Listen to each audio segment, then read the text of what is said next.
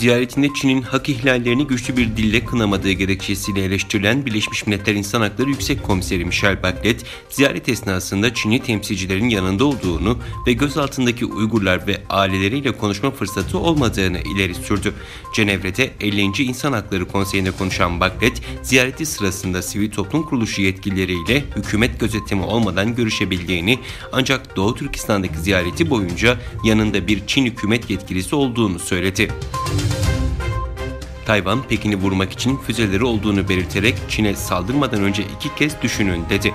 Tayvan Yasama Meclisi Başkanı, Tayvan medyasına verdiği röportajda Çin'in saldırması durumunda ülkesinin süpersonik seyir füzelerini kullanmaktan çekinmeyeceğini söyledi. Fox News'te yer alan habere göre Meclis Başkanı Yongfeng füzeleri zaten Pekin'i vurabilir, yani Tayvan'ın Pekin'e saldırma yeteneği var dedi.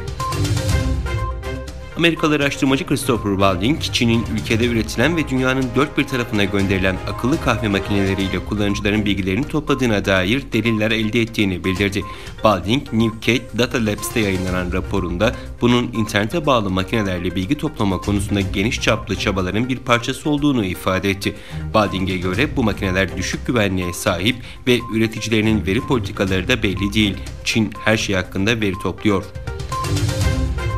Almanya Başbakanı Olaf Scholz, Fransa Cumhurbaşkanı Emmanuel Macron ve İtalya Başbakanı Mario Draghi, Ukrayna'ya Avrupa Birliği üyeliği için adaylık statüsü verilmesini desteklediklerini açıkladı. Scholz, Macron ve Draghi, Romanya Cumhurbaşkanı Klaus Iohannis ve Ukrayna Devlet Başkanı Volodymyr Zelenski ile yaptığı görüşmenin ardından ortak basın toplantısı düzenledi. Almanya Başbakanı Scholz, Ukrayna'nın Avrupa ailesine ait olduğuna ilişkin net mesaj vermek için mevkidaşlarıyla Kiev'de bulunduğunu belirtti.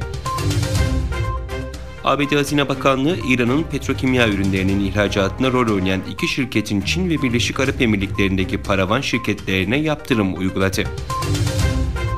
Çinli araştırmacılar dünya dışı uygarlıkların varlığına dair kanıt bulduklarını iddia ettiler. Devlet destekli Science and Technology Daily sitesinde yer alan raporda ülkenin dev teleskobunun uzaylı uygarlıklara ait belirtiler yakaladığı yayımlandı. Söz konusu raporun kısa bir sürede kaldırıldığı görüldü.